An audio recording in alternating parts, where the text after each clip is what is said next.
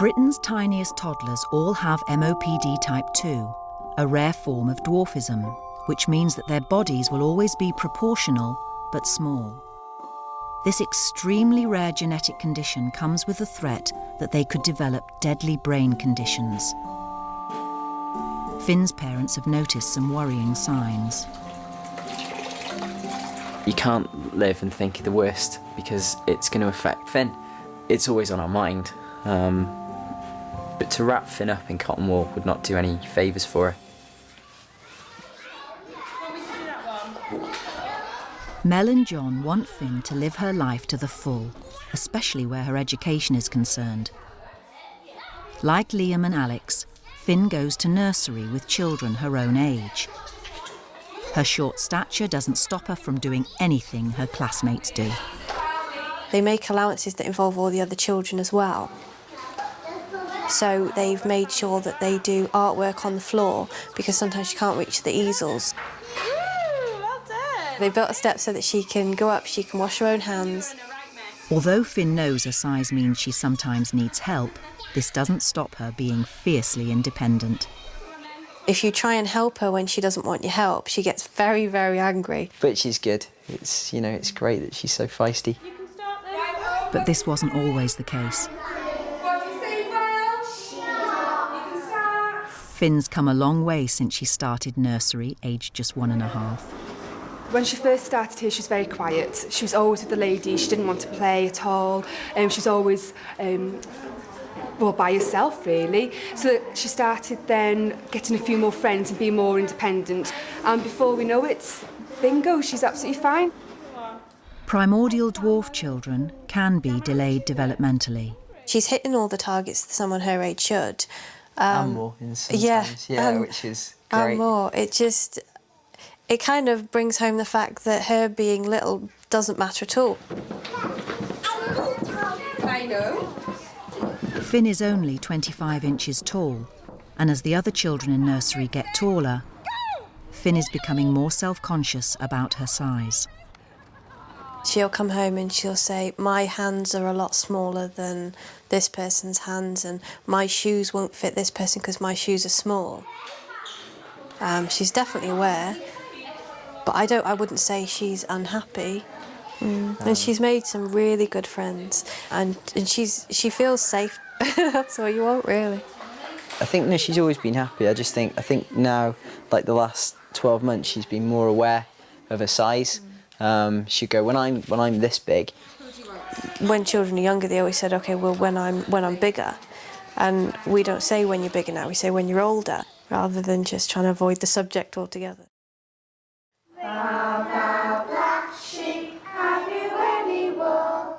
In a couple of months from now, Finn will be leaving the safety and security of her nursery school to start big school.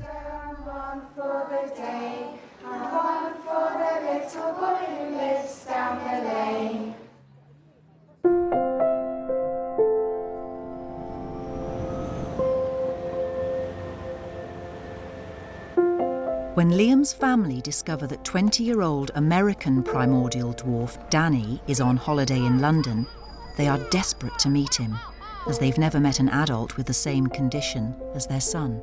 It's showing us the future, showing us that there is a future, because at the beginning you don't think that there is a future really, and you're just like, every day is one day at a time, and it's like another day we've got our boy.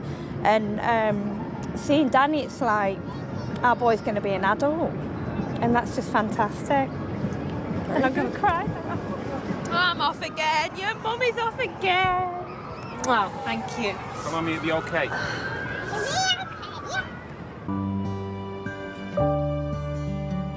Here's Danny now, look. Here he is.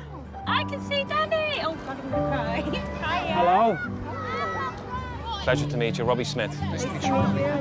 You enjoying your trip? Absolutely. That is a football. It's football.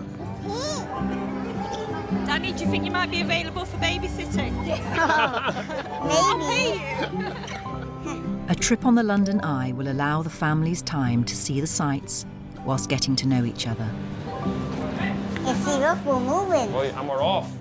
Although Danny has gone through puberty, he has a high-pitched voice, a characteristic shared by primordial dwarfs. Look at these guys that airplane. Real. Aged 20, Danny wears clothes and shoes that are designed for a 4-year-old. He weighs just over 3.5 stone and is just 40 inches tall. I've never let my size become a big problem. And not all my friends, but I've had really good friends that have accepted me for who I am, being small. The parents also want to know this. He reached his full height right around 12 years old, 13 years old. He hasn't grown much since then. That's Danny when he was a little boy. He looks a bit like you, doesn't he? Yeah. This is graduating from high school. Wow. That's not you, Danny. That doesn't even look like Oh, you. yeah. Did you have a big do for graduation? I had a big dance. Did you? He wants to date. It's difficult, of course, because, you know, a lot of the girls that he is with see him as a friend. Yeah. My girlfriend. Is that you? Yeah, that's me. That your problem. Tell Danny how many girlfriends you've got. How many girlfriends? 3. Wow. To be honest, I was worried about meeting Danny because I thought that I had it into perspective how big Aileen was going to get. And I was a bit apprehensive of meeting Danny because, I don't know, because I've met children that have the condition, but I've never met a grown man. And to look at Danny and how super he is and what he's after achieving. Yeah, it's been a tough road though. I mean, you see Danny and he looks really happy and everything's great, but you know, there's always going to be a million little things along the way where, you know, the first time his friends get a date and they're all going out on a date and he doesn't have a date. That's something I'm worried about. They'd hear if they go through puberty, the chances of them growing after that is next to none. Yeah, and we did growth hormone, we did, you know, all sorts of different things to try to help him grow, but you know, just none of it was really working. I think the particulars of this syndrome are such that there's really nothing at this point that they can do.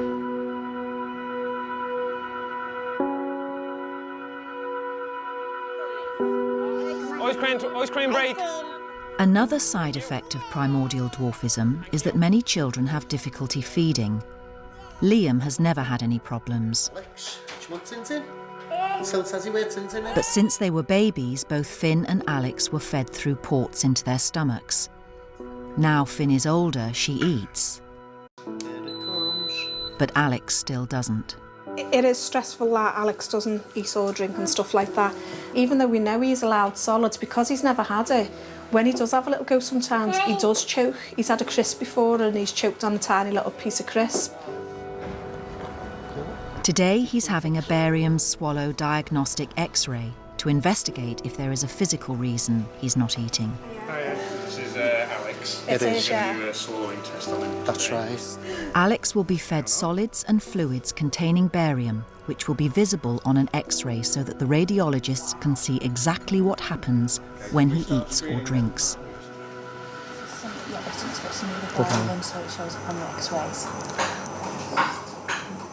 Alex has developed an aversion to having anything put in his mouth, so being force-fed is extremely distressing for him. I'm going to have to get it in.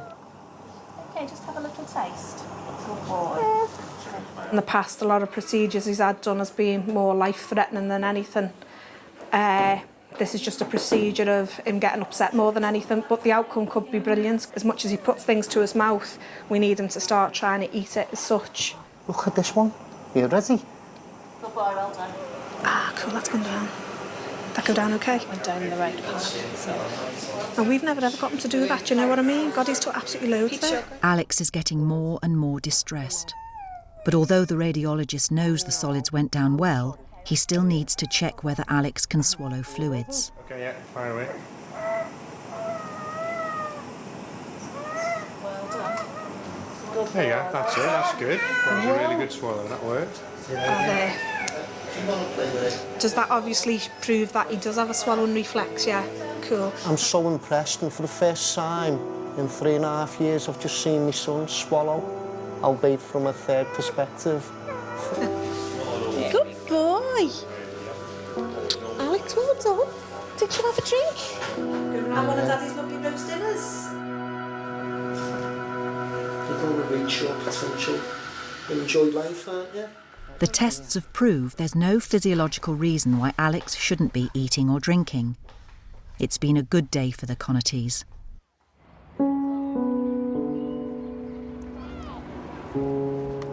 In London, Liam and Danny are playing when strangers ask to take a photograph of Danny. Yeah. Whilst Danny and his dad are happy for the photo to be taken, Mum Monica even finds this positive attention difficult. When people ask to take a picture of Dan, it just is overwhelming for me. It makes me very uncomfortable. I'll go home at night and cry. Danny kind of stands out more because he's older, and I seen Danny was getting a lot more looks and people wanted photographs with Danny. But that's what's going to happen to us in the future. Liam just looks like probably a premature baby. Yes! People are going to point sometimes, people are going to say silly or cruel things sometimes.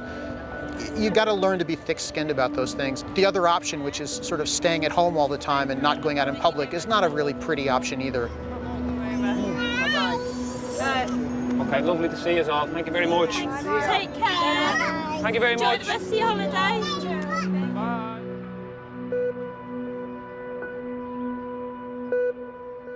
Over in Liverpool, Alex's parents also want to meet other people with the same condition as their son. But they want to do it on a bigger scale, by organising the UK's first primordial dwarf convention in their hometown. Right, so we've got 10 weeks for the convention. We need to establish what's outstanding. I've got 1, 2, 3, 4, 5. I've got 6 forms back. Our aims for our convention is bringing everyone together, getting the families together, for the kids to realise that they're not alone, there's someone out there. They're so excited to actually meet somebody else who's in the same sort of like boat as they're in as such, really. We want to make it special for the families. We don't want to disappoint them. It's just, the whole thing is just an absolute massive stress. Right, I've got enough. Sue and John feel under immense pressure as they need to raise money to make this convention happen. Robbie and Joe also want to help, so the two families get together to try to raise money at a local fun day.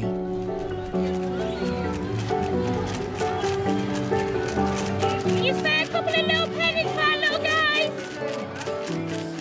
Doing fundraising events can be surprisingly stressful. It can be very hard work, but if we don't do it, if we don't do it, our children will be growing up on their own.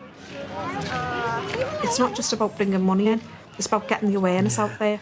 Since Alex was diagnosed, we had quite a few negative things said to us about Alex, about his size. It got to the stage where one day I'd been to a mother and toddler group and 2 children were just, to me, really quite nasty, trying to hit Alex in the face, laughing at him. When John come home from work, I say I was just crying, and I just cried all night. I said to John, we need to turn this round, we need to start letting people understand the condition. I'm fed up with people staring, and fed up with people talking under the breaths, look at that little boy and this, that and the other.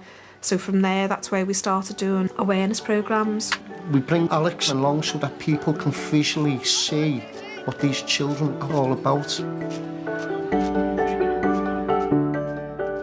Finn's parents are still anxiously waiting for a brain scan, but in the meantime they have to prepare themselves for another milestone in her life. Finn's first day at big school.